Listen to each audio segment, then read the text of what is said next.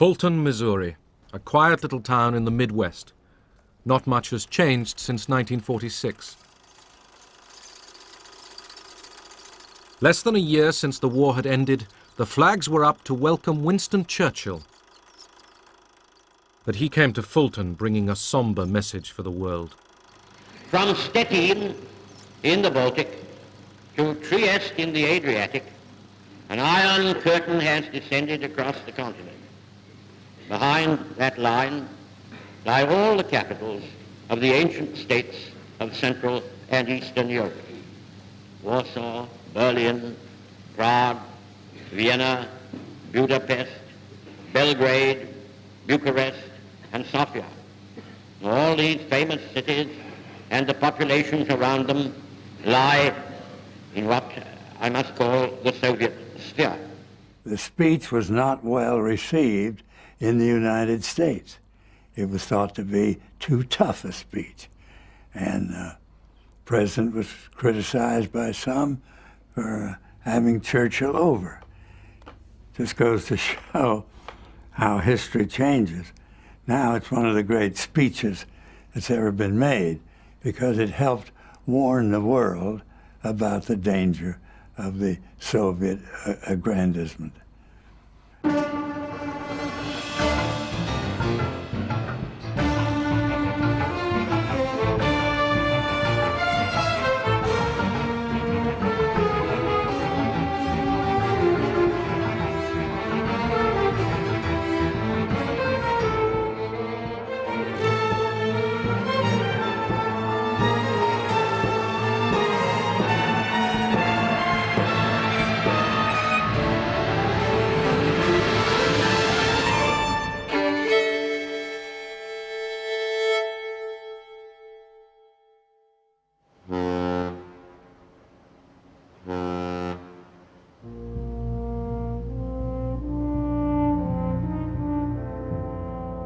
Back from overseas came the Americans. For the second time in a century, the United States had been pulled into a world war far from its own shores.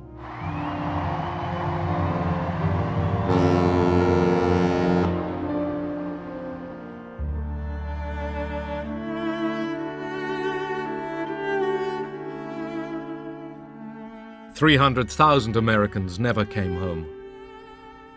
But the rest returned to a country wealthier and happier than ever before."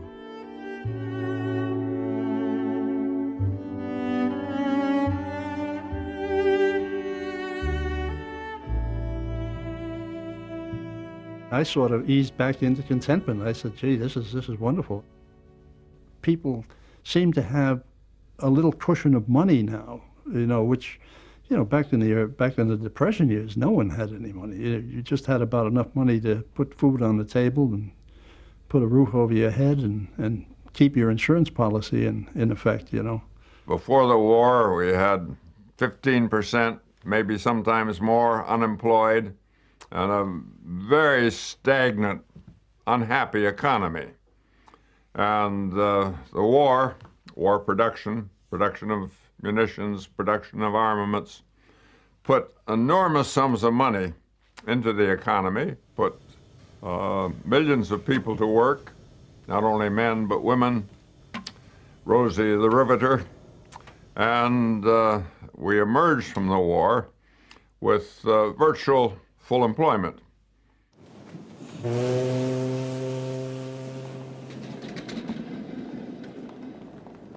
As soon as the war was over, the factories, they realized, hey, the Americans have been without a car since before the war. Let's get back into automobile production. And of course, the people were anxious for automobile. There was gasoline available, foodstuffs became available. So the economy definitely was on the rise. War and the post-war rush to spend put American capitalism back on its wheels.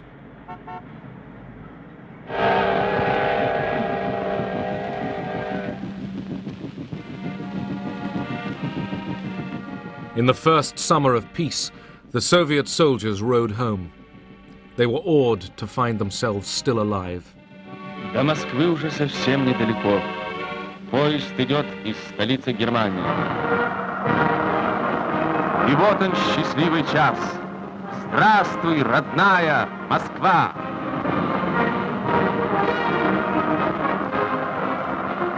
Здравствуйте, герои-победители! In the crowds that welcomed them, it was the lucky ones who found their sons or husbands.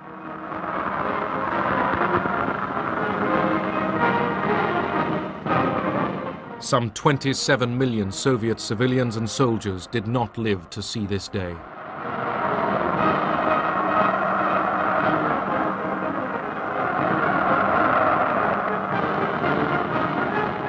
И целовали людей незнакомых, радовались. Это было большое ликование. We met the soldiers with flowers, bread, anything we could get hold of. Люди, какая-то надежда появилась, что кто-то еще, кто может быть... We kissed complete strangers. We were so happy. Где он, потому что были же... Our spirits were rising. We even dared hope that those who had gone missing might still be alive. Очень надеялись, что, может быть, они найдут родных, что, может быть, это ошибка. Главное, что были... The whole of Russia had been destroyed. Everything from the borders to Moscow lay in ruins. Все было разорено. There were lots of people with no homes to go to. Возвращаться некуда. Where the Germans had passed, nearly 70,000 villages had been destroyed. Cities lay in rubble. Stalin's pre-war achievements, the factories and apartment blocks of the 5-year plans, had been wrecked by the invaders.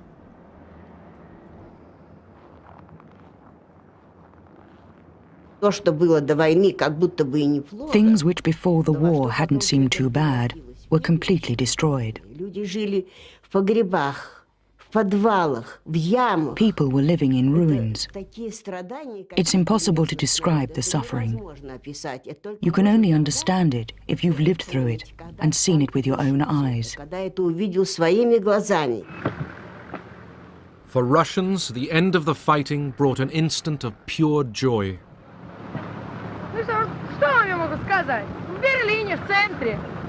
Другой раз так забудешь, не вдумаешься глубоко, посмотришь.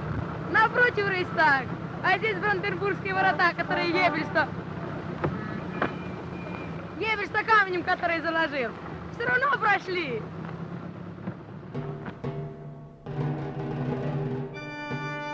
Berlin, the final battlefield.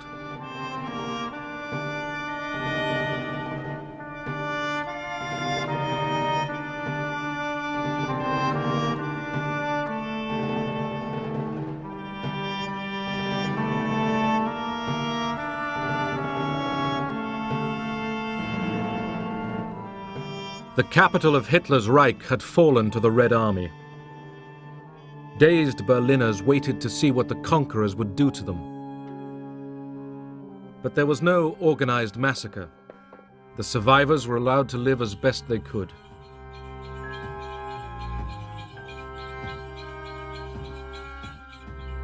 Stalin even ordered his troops to feed the Berliners, but the soldiers looted homes, and all over the city they hunted down women.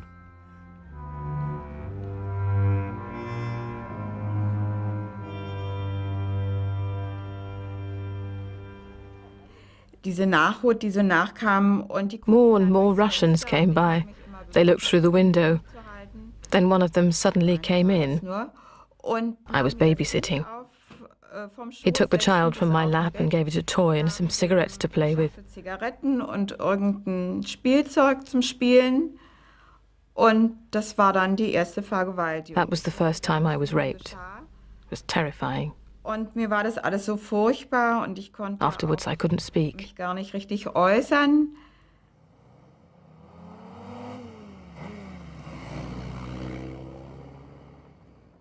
Stalin's police chief Beria and foreign minister Molotov tour Berlin.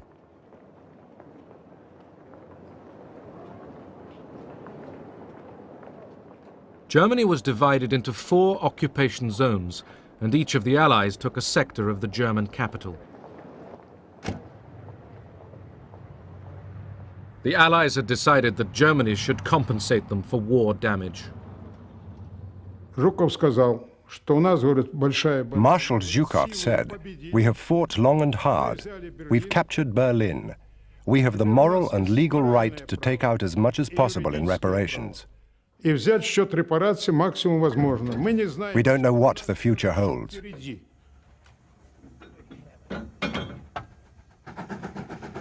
The German population was forced to help the Russians seize industrial resources. Not just machines, thousands of craftsmen and scientists were kidnapped and taken to the Soviet Union.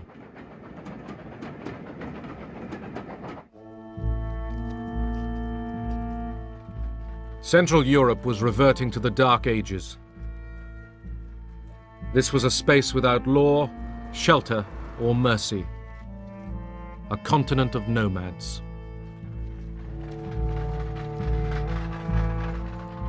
Millions of people uprooted by the Nazis were struggling home. Now it was the turn of the Germans to be the victims.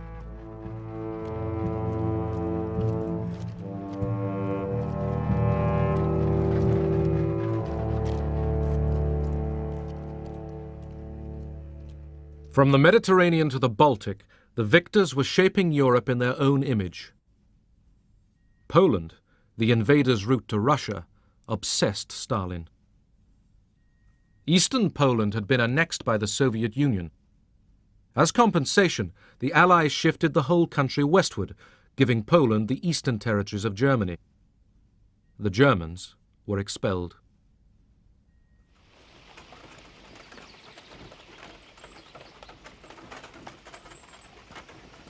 Poles, whose own homelands had been seized by the Soviet Union, now took over German farms and houses.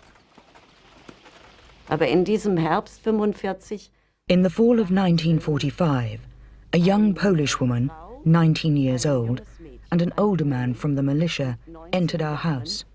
und ein älterer Mann von der Miliz unser Haus betreten. Sie fragten The meine girl Mutter, asked, "Who does this house belong to?" And my mother said, und meine "To Mutter us." sagt, ja, mir. Und da And sagt Hania, die Hania, that was the Polish girl's name, said, "Now it's mine." das war fertig. From then on, Jetzt war it was Hania's das house. von Hania.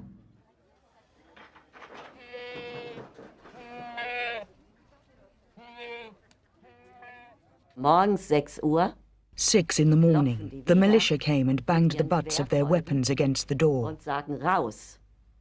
Out. Und jetzt, da habe ich als Even though I Kind was gemerkt, only a child, auch I als knew Kind, this was ich weiß it. es ganz genau. Jetzt ist es echt. From all over Europe, some 12 million Germans were expelled from lands they had lived in for centuries.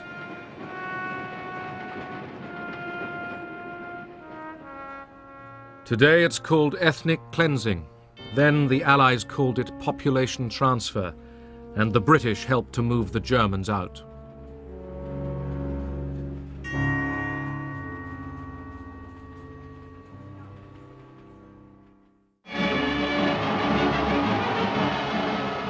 Victory in London.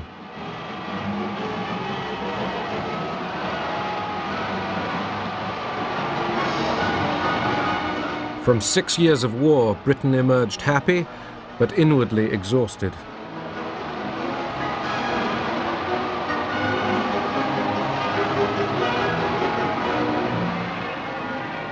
For the moment, people cheered for king and empire as if nothing had changed or ever would.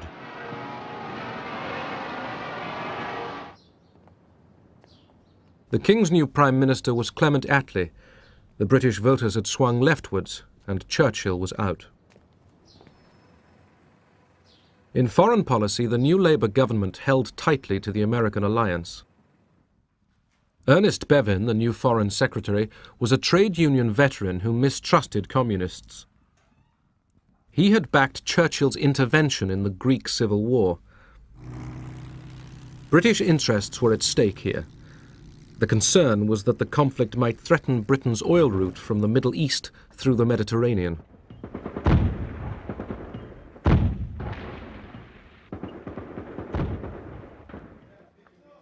The strongest resistance movement, the Communists, reached for power. But they didn't know that Stalin had told Churchill that he had no interest in a communist Greece. The British Army moved in.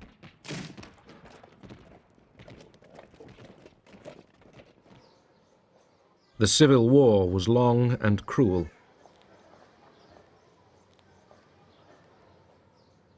But Stalin kept his word and left the Greek communists to their fate. The Soviet Union now dominated the nations along its western border. At first, Stalin did not impose a Soviet system on his new empire. Instead, he built up pro-Soviet coalition governments, but the communists made sure that the police and security were in their hands. The Yalta Conference had given Russia control of Central Europe. We knew perfectly well what the Russians interpreted as democracy and all that, but then we were allies fighting a war together. We couldn't very well say to Stalin, now we are going to write down our interpretation of Western democracy and you've got to sign up and say this is your interpretation. It wasn't possible. We began to receive cables from American representatives in the what we were all later to call the satellite countries on the behavior of Soviet troops with respect to the people of Poland, of Bulgaria, Romania, Yugoslavia, and so on.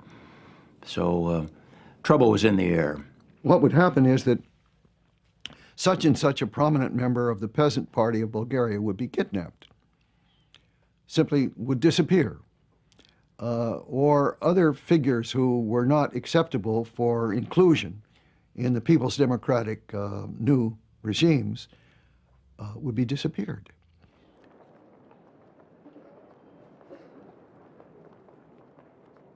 In Berlin, where the Allies jointly supervised city life, the communists were careful.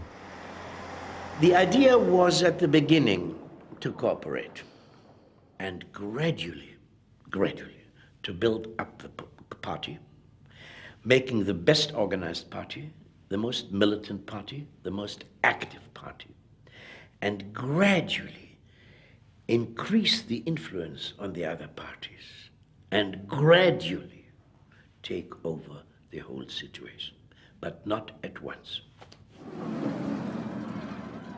We should already prepare for building up the police. The man for personnel, changes personnel. The man for education. So we were flabbergasted. We only 3 or 4 comrades and everybody else are social democrats and bourgeois democrats and so on.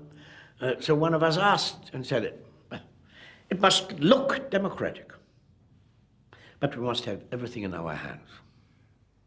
Many Germans perfectly well understood that brown, the Nazi colors, were becoming red overnight.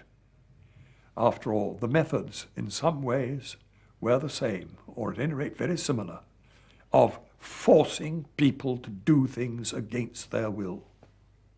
For me, my only comparison was always the Soviet Union under Stalin. And comparable to the Soviet Union under Stalin, 1935 to 45, 45 to 46, 47 in Germany was wonderful.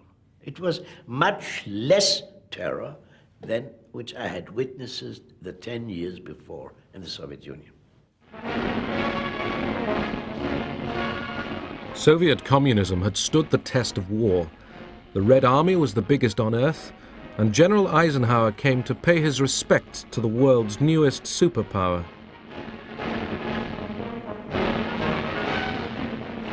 But Stalin feared encirclement by the capitalist powers. At home, he watched for treachery. Those who had been taken prisoner by the Germans and seen a glimpse of the West might become disloyal. They were being arrested in thousands. The Americans knew what was going on. We had a maid whose husband was a prisoner of war.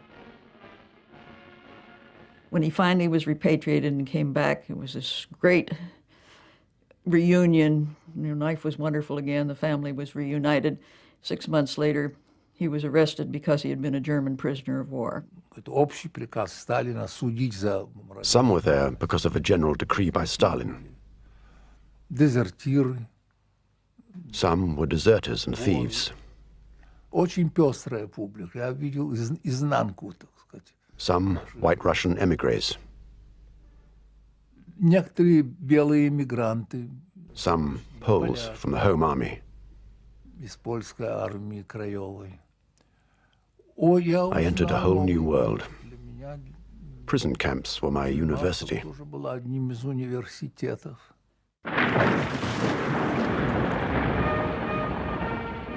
Poland.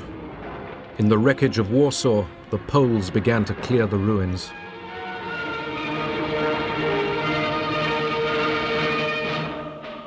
The Poles had fought the Germans on every front, east and west. Now they worked together to rebuild their country.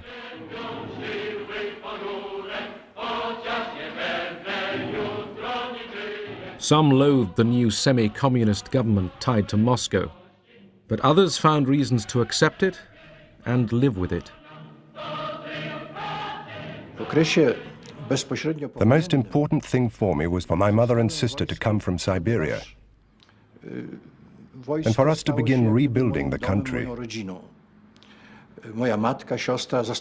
We also needed to secure our borders, which were seriously threatened. Staying in the army gave me that chance.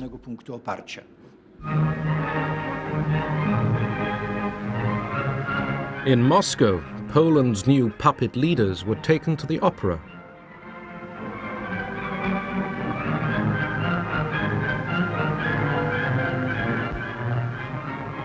The Poles agreed to a close alliance with the Soviet Union.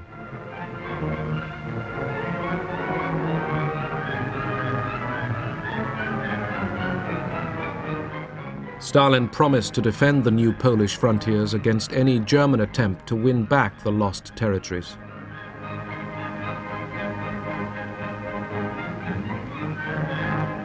Stalin was at the zenith of his power.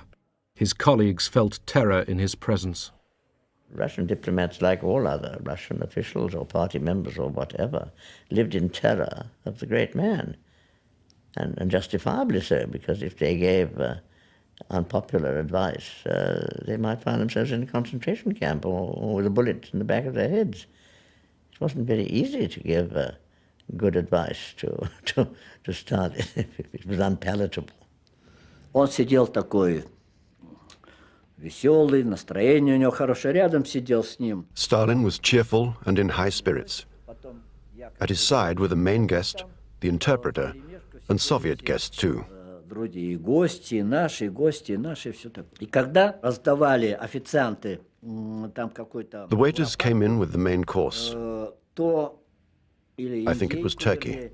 то один официант, когда наливал... One of them, whilst he was pouring the sauce, dropped some red liquid on Stalin's sand-colored jacket. На этот китель, да? Красный такую жидкость, эту самый сок красный, да? И этот он как струйка крови, знаете, так потекла по всему этому красивому, нарядному, торжественному мундиру.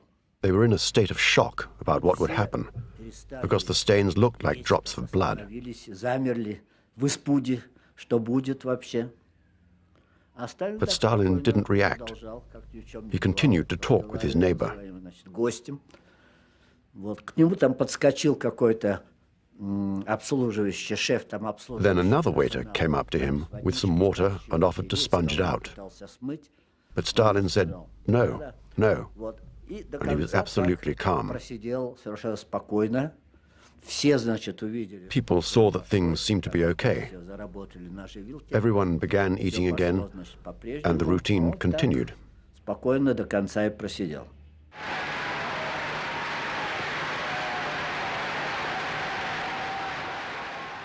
To mark the Soviet elections, Stalin made a grand appearance.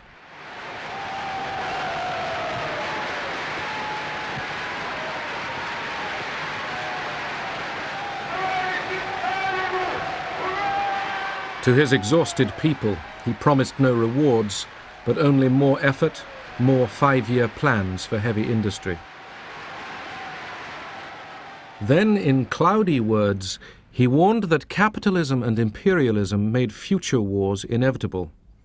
Did this mean war between the Soviet Union and the West? Abroad, alarm bells rang. I read the speech with care and interpreted it as being a delayed declaration of war against the United States. Wasn't any doubt about it if you read the text carefully, what he was talking about. The speech was interpreted in the West as no less than a prediction of World War III.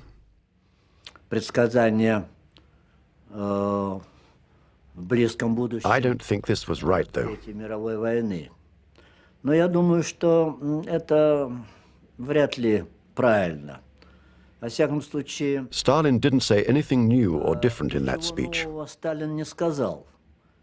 He said what he had always believed, that with imperialism and capitalism, war was inevitable. С империализмом, с капитализмом неизбежно. What the Russians were thinking in terms of was that, and I think Stalin thought in these terms, was that communism was one day going to rule, be the dominant ideology in the world, and all countries gradually were going to become communist. And in the meantime, you didn't, in Stalin's idea, start dangerous wars which you might lose, but if you had a good chance of pushing the cause along, you always pushed it along. Stalin had relaxed his dictatorship during the war, but now he was tightening it once more. The Soviet Union's obvious suspicion of the West disturbed Washington. An American diplomat in Moscow, George Kennan, was asked what he thought was going on. When they finally sent me a telegram expressing their astonishment and concern because the Russians were dragging their feet about joining the International Bank, I thought, well, for goodness sake, I can't answer that in one question. They're going to have to give me space. And I sat down and tried to give a picture of this government as it emerged from the war. One of the strengths of Kennan was his awareness that the Russia in which we were living, Stalin's Soviet Russia, communism, people called it, actually drew in very many ways upon the Russian past.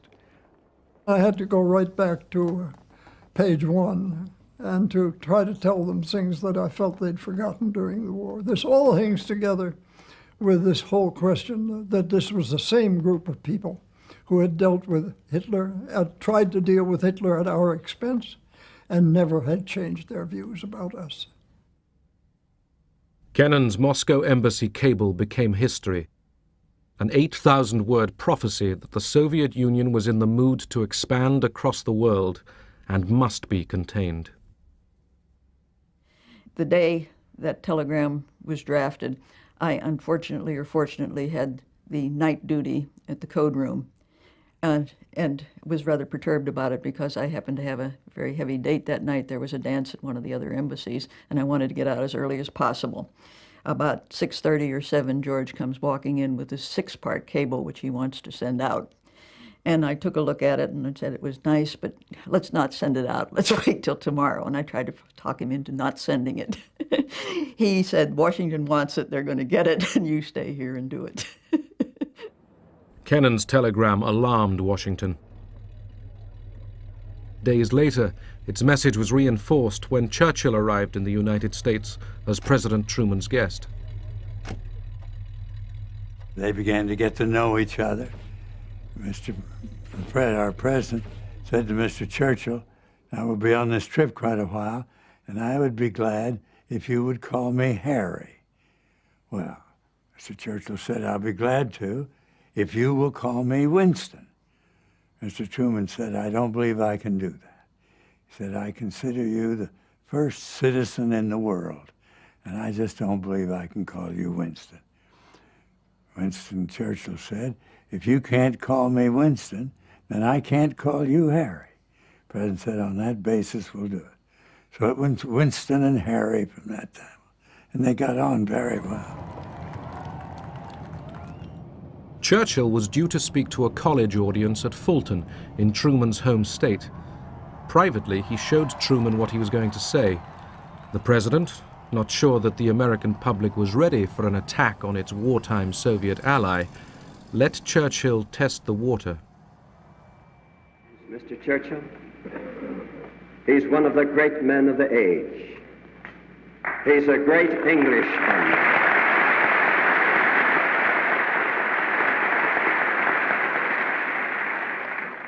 He's a great Englishman, but he's half American.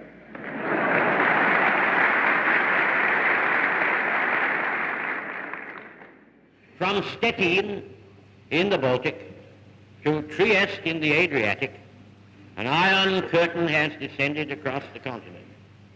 Behind that line lie all the capitals of the ancient states of Central and Eastern Europe.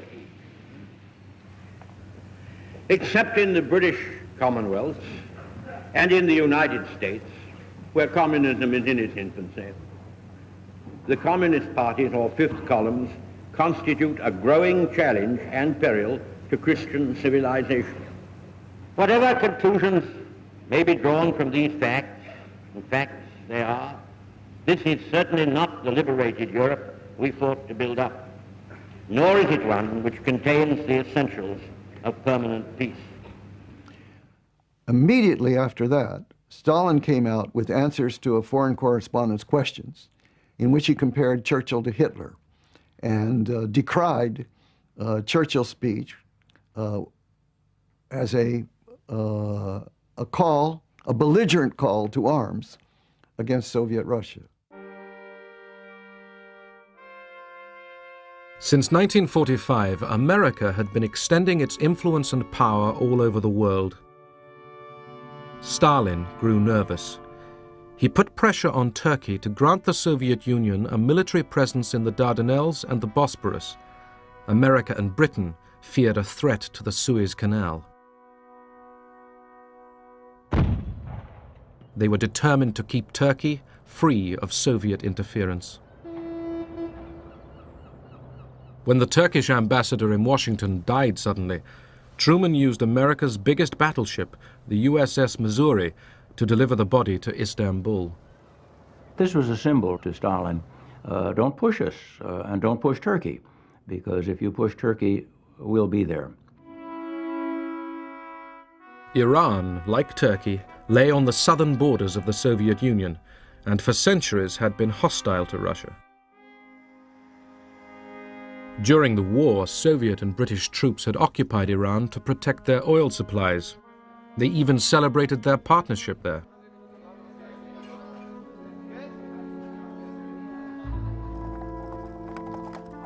The old Shah, thought to be pro-German, was dethroned and replaced by his son, Mohammad Reza Pahlavi.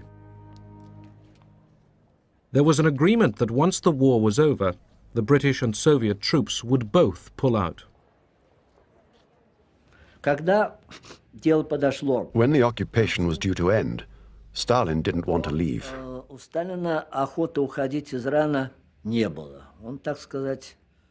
He wanted to stay on. This created problems. There was lots of pressure put on us, pressure from the British. And in fact, the Soviet Union had no legal right to stay there.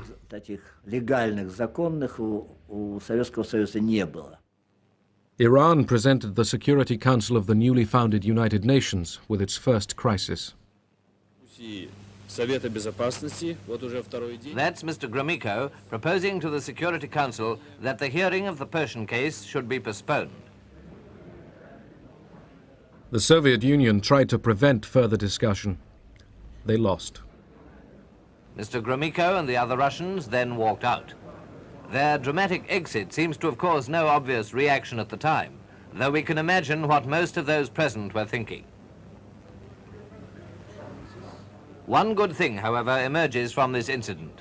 The Security Council had stood its ground. 6 weeks later, Stalin ceremonially withdrew his forces from Iran. But Truman, shaken by his behavior, suspected that Stalin was aiming at world domination. He said, I want to be in position to document our concern. Go back over the recent agreements and list one by one the violations in which the Soviets have engaged. I was then Mr. Clifford's assistant, and he turned the task over to me. We talked about it a bit, and I said, well, it seems to me that that's only scratching the surface. A list of agreements broken. There are much more fundamental problems in our relations with the USSR than that. So let's go at it in a somewhat broader way. We spent weeks on it then, interviewed most of the top officials in the United States. There was absolute unanimity in all of the agencies concerned as to the nature of problems we had and the kind of response we were going to have to make. We ended up the report by saying, the policy of our country should be set and clearly set. The Soviet Union constitutes a real menace to freedom in this world. Freedom in Europe, freedom in the United States. So we must prepare for it. The Clifford-Elsie report was kept secret.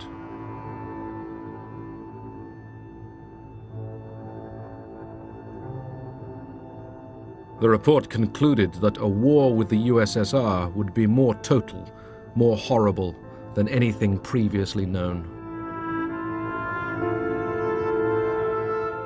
The United States still had the monopoly of atomic weapons.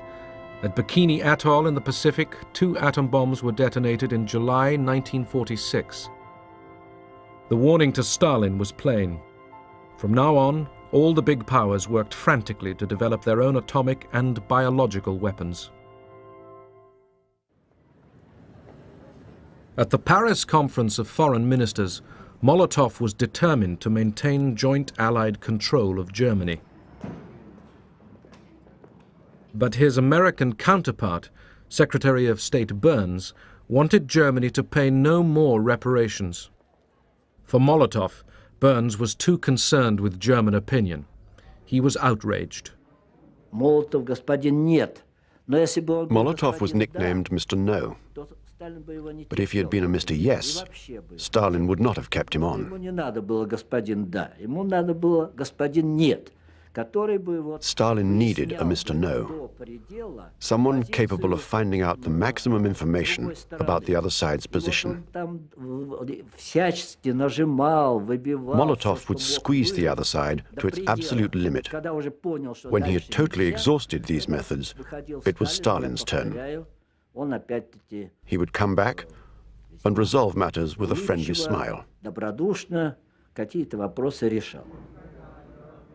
It was at Paris that the wartime alliance began finally to break up. The Americans and the British were impatient to develop stable economies in their zones of Germany without Soviet interference.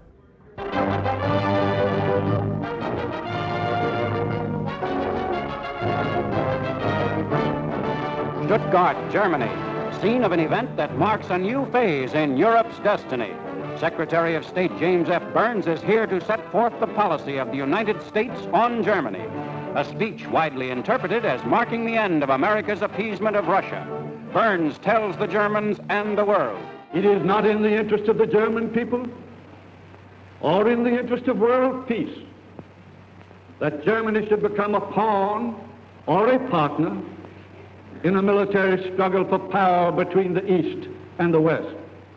I listened to the Burns Stuttgart speech with marked approval because, in fact, I had written most of it. And those of us who worked on it, and Burns, were not thinking in anti-Soviet terms. The American people want to return the government of Germany to the people of Germany.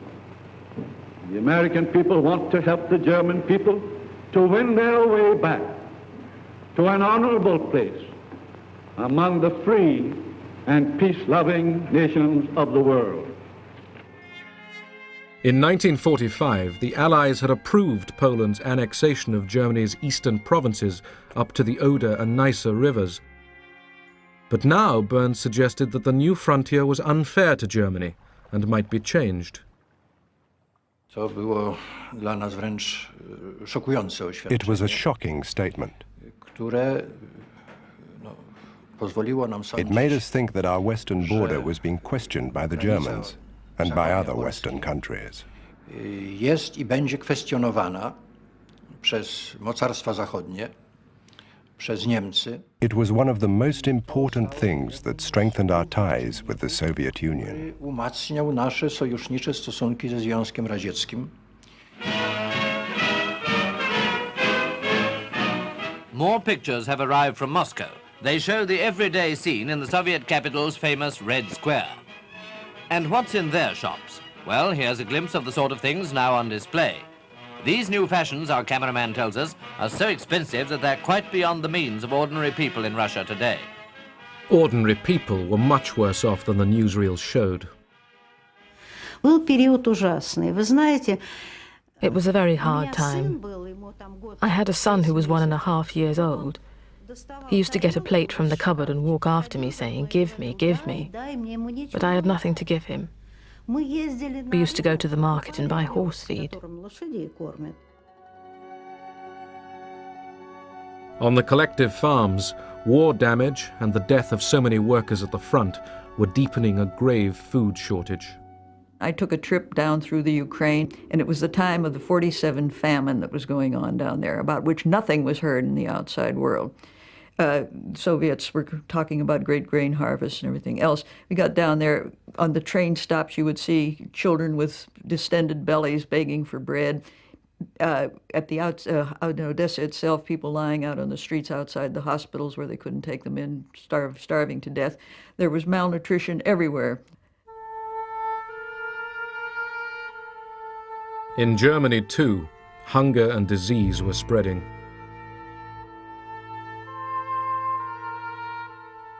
The nightmare of the Western Allies was that poverty would drive the Germans towards communism.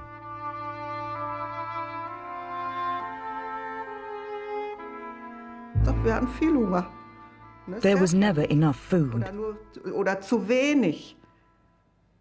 We were always hungry. In those days, we went on scavenging trips. We went to farmers and begged. Sometimes we got something, other times nothing. America's General Lucius Clay reflected, "There is no choice between being a communist on 1,500 calories a day and a believer in democracy on 1,000.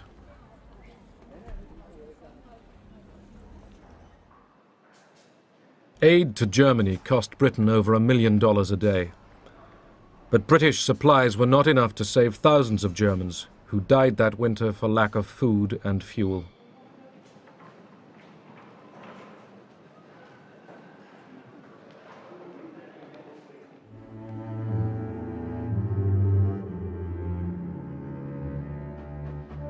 Britain, too, was weakening.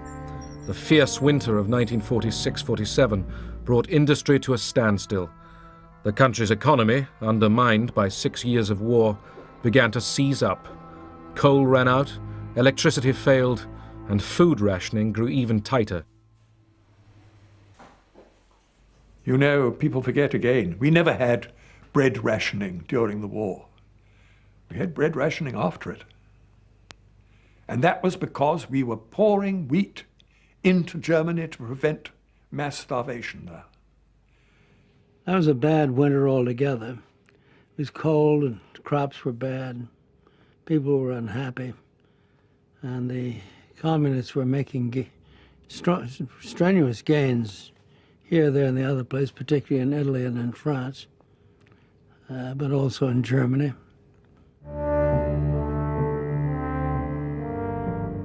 The British could no longer afford all their heavy commitments in the Mediterranean. They told the Americans they intended to pull out. The message came, and it was flat. It said, Great Britain is withdrawing from both economic aid and military aid to Greece and Turkey. This simply crystallized the opinions in the executive branch that the United States had to move, and move very, very quickly. The prospect didn't look good at all for Europe or for the United States or for anybody. In Washington, President Truman went to Congress. From now on, he announced, the United States would contain the advance of communism anywhere on the globe. This, at last, was the official declaration of the Cold War.